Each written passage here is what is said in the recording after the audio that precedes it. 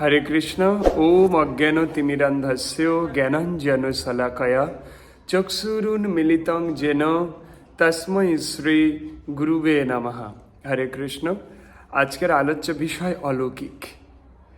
আমার সংসার, আমার হিপ্নোঋষি পরিবার, সবাই এই হিপ্নোঋষির সদস্যরা, আমি আপনাদের থেকে ছোট বড় যাই হই না কেন, আপনারা সবাই সন্তান সদৃশ। আমি ছোট হই, বড় হই, যাই হই, আমার আত্মা তো অনেক প্রাচীন, তাই আপনারা আমার সন্তান সদৃশ।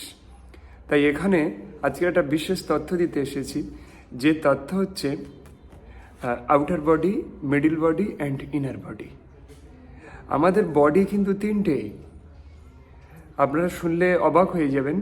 আউটার বডি, যেটাই বাইরে রয়েছে, যেটা থেকে সুখ দুঃখ আনন্দ অনুভব করতে পারি।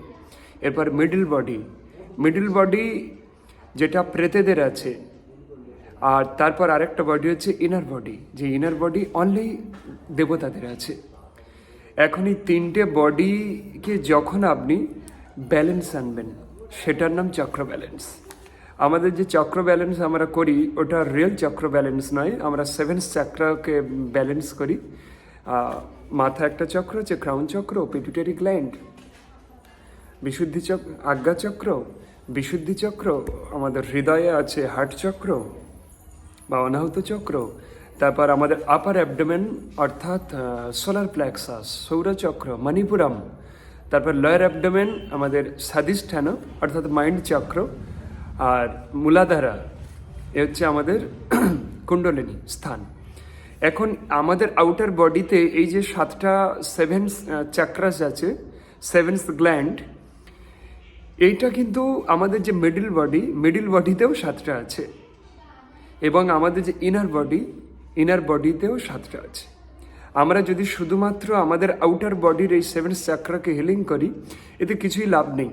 তার কারণ হচ্ছে আপনার আউটার বডিতে কি হয়, আপনার মিডল বডি অ্যান্ড ইনার বডির যে প্রবলেমগুলো, সেটা কিন্তু এই আউটার বডি থেকে বাইরে প্রকাশিত করে। তো আপনি তো শুধুমাত্র আপনার আউটার বডির সেভেন চাক্রাসকে হিল করে নিলেন, কি লাভ হবে? আপনার শরীর কি করে? আমাদের ভিতরের আভ্যন্তরীণ পরিস্থিতিটা আমাদের এই শরীরের মাধ্যমে বাইরে প্রকাশিত হয়। তো যদি আপনি সেই মিডল বডির সেই যে নেগেটিভিটিটা যদি ডিলিট করে না দেন, শাস্ত্রীয় ভাষায় পাপ পুণ্য। কিন্তু আমরা সায়েন্টিফিক্যাল যদি বিচার করি, তাহলে আমাদের যে মিডল বডিতে যে নেগেটিভিটিগুলো আছে, সেটাই আউটার বডি থেকে প্রকাশিত হচ্ছে। আউটার বডির মাধ্যমে সেই কষ্টগুলো আপনি ভোগ করছেন। অর্থাৎ আপনার মিডল বডিতে যে নেগেটিভ এনার্জিগুলো আছে, ওটা ডিলিট করতে হবে। অর্থাৎ আমাদের চক্রে কিন্তু 21টা, 7 7 অ্যান্ড 7, 21টা চক্র। এখন এই 21টা চক্রের প্রথম আমাদের মিডল চক্রকে, মিডল বডির চক্রকে আগে হিল করতে হয়, যেখান থেকে খুব ইজিলি ওখানের যে নেগেটিভিটিগুলো আমাদের এই আউটার বডিতে চলে আসে। মনে করুন আপনি হঠাৎ আপনার অসময়ে চুল ভেঙে যাচ্ছে, কেন? আপনি বললেন পেটের সমস্যার জন্য। অর্থাৎ যদি আপনি জিন তত্ত্বতে আসেন, আপনার পাস্ট জেনারেশনের কারো এরকম সমস্যা নেই, অল্প বয়সে চুল পাকা, অর্থাৎ আপনার চলে আসছে। আপনি পরীক্ষা করে দেখুন, আপনার অ্যাসিডিটি যে পেটের প্রবলেমস, আপনারা সলভ করার পরেও আসবে। আদৌ এটা এরকম কিছু নয়, এরকম কিছু হতে পারে, কিন্তু সব ক্ষেত্রে এটা এরকমই নয়। এটা আপনার আউটার বডি থেকে আসছে। আউটার বডিতে আপনার ক্রাউন চক্র ডিস্টার্ব আছে, এই জন্য।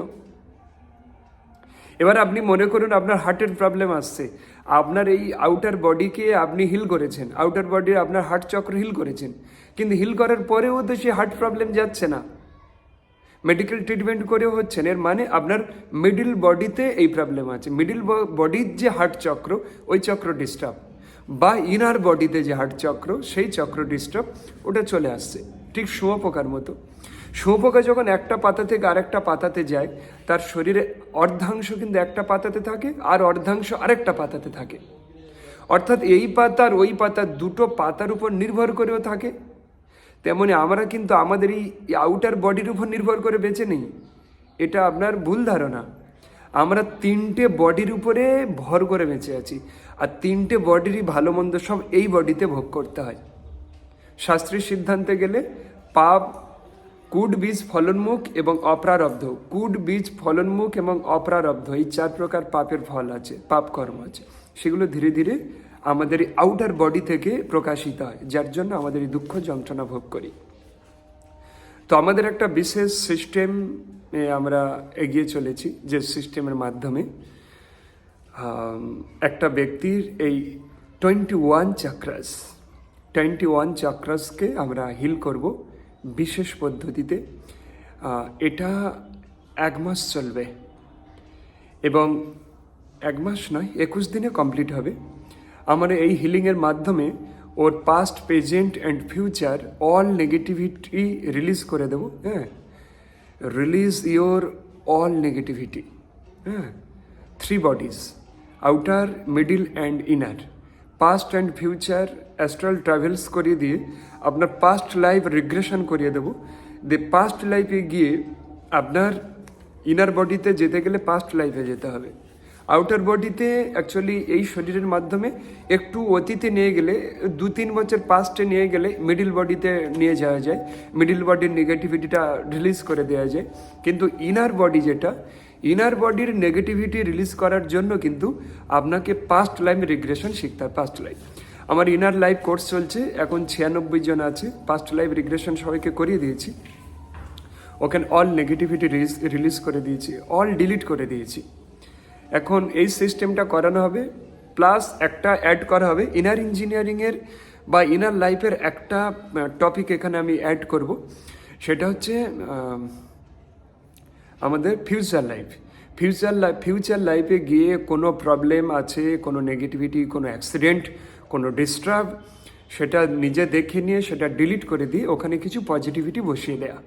আপনার যোগ্যতার মধ্যে হতে হবে, যোগ্যতার বাইরে কোনো পজিটিভিটি বসালে আপনার অ্যাক্সিডেন্ট হয়ে যাবে। এরকম কিছু সিস্টেম দেওয়া হবে। অনেক বড় সাবজেক্ট, আমি শর্টে বললাম। আমাদের শরীর 72,000 নাড়ির সমন্বয়ে গঠিত। সেটা আউটার বডিতে কিছু পাবেন না, বডি তো 3টেই, middle and inner and outer. এখন সেই বডির মধ্যে কিন্তু এগুলো রয়েছে, 72,000 নাড়ি এবং 21 চাক্রাস। সেগুলো সব ঠিক করতে হবে, তবে কিনা আপনার আধ্যাত্মিক প্রগতিও আসবে। আপনার ফিজিক্যালি প্রবলেম, আপনার ইকোনমিক্যাল প্রবলেম, আপনার মাইন্ড প্রবলেম, আপনার first phobia, all problem, all negative energy, all negativity, এগুলো সব ডিলিট করে দেওয়া যায়। বিশেষ এক সিস্টেম। আপনি যদি এটা করতে চান, এটা 21 দিন করানো হবে। 21 দিনের মধ্যে আপনি হয়তো 4টে ক্লাস পাবেন, আমি সব রিলিজ করে দেবো। আপনি যদি এটা করতে চান তো অবশ্যই আমার সঙ্গে যোগাযোগ করুন, ক্লাস খুব তাড়াতাড়ি শুরু হবে। হরে কৃষ্ণ।